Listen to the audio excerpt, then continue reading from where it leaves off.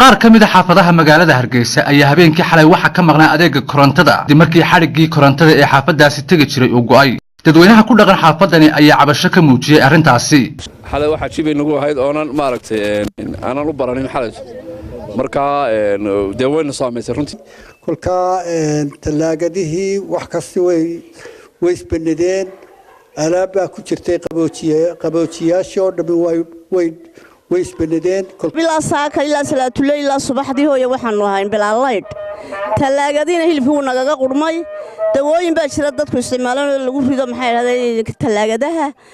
sarkaal u hadlay shirkadda iyadu bixisay adeega korontada ee xaafadani oo magaceeda la yiraahdo National ayaa arintaasi ku eedeeyay shirkadda Sompower oo kamid ah shirkadaha adeega korontada bixiya magaalada Hargeysa xalay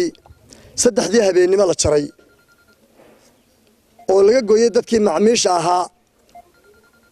oo sidaas soo aragteen hilibkii ka qurmay khudaartii ka dhimatay dad dawooyin ugu jireen dawooyinkiina ay xumaadeen dadkii waalidiinta ahaana meel madow ay fadhiyeen xalay oo dhan ayaa maanta markaanu soo baxnaynu sahankii ku soo baxnay waxaanu la kulanay xarkahaasoo dabaysan kuwaasoo dabaysan xagga damban ka reebay imika halkaasaan ka yar jaray dabeetana halkan ay soo taagay saaka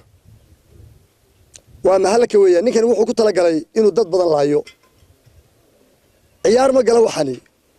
waa naar weeyaan marka waxa weeyaan dadka reer Soomaaliland waxaan oo kale uma dulqaadan doono hadda kadib waanu ka dagaalami doonaa waxaygana waanu ilaashan doonaa waan difaacan doonaa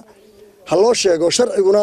waa dhex weeyaan dhex buu noo yahay waxaanu leenahay dadka sharcigu waxa ka qabto jamaana jarka shirkadda qaybtan u jooga ayaa hawsha fuliya Sompower weeye shirkadu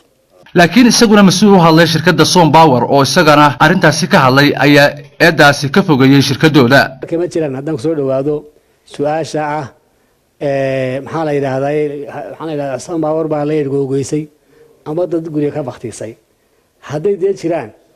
waxa jira amni baadii jira maxaa la yiraahdaa cidoo xir saaran manihin dawladda iskala biyaalay dalka dawladda ka mas'uula inaan isku eedayna maaha maxay hayday waxaan jirin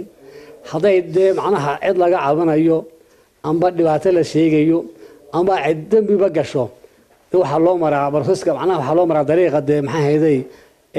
amniga iyo ciidaha ay khusaysaa loo maraa arrimahani ayaa ku soo beegmaya xilli ay toddobaadyadii u dambeeyay soo tarayeen hirdan u dhaxeeya shirkadaha bixiya adeega korontada ee magaalada Hargeysa Salmaan Cabdi Cali warbaahinta STN Hargeysa